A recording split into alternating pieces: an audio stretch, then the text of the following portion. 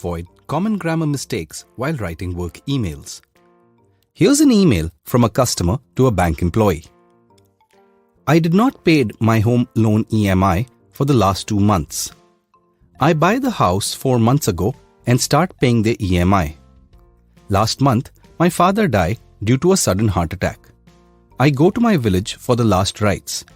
After I finish the rituals, I got COVID. Because of this, I could not come back to Chennai to join work. My company didn't pay my salary since I had not informed them. I joined work last week. The company will credit my salary account this month. I request you to give me an extension on the home loan. Did you notice that not adding the right tense makes your email look unprofessional? To avoid these mistakes, in this video, we will learn about the past simple tense. The past simple tense shows that an action is over or complete. For example, she signed her loan papers yesterday, or she went to the bank yesterday.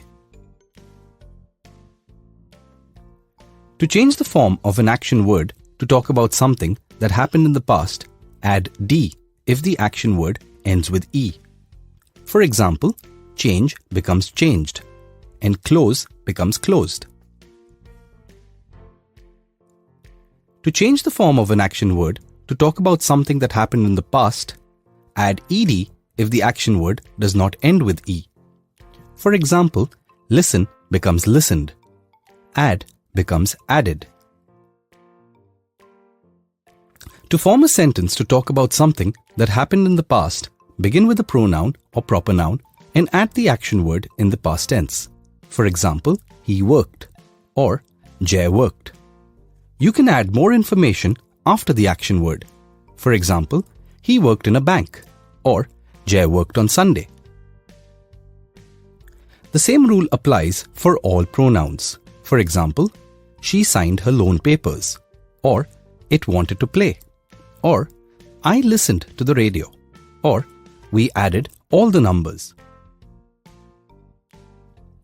The rule of applying D or ED does not apply to all action words.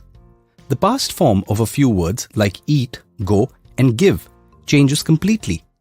These verbs are known as irregular verbs. For example, eat becomes ate, go becomes went, and give becomes gave. The verb be has 3 forms: is, am, are. Was is the past form of is and am. For example, she is in a meeting means the meeting is going on currently. She was in a meeting means the meeting is over and is not going on currently. Were is the past form of are. For example, they are speaking to the customer means the action of speaking to the customer is going on.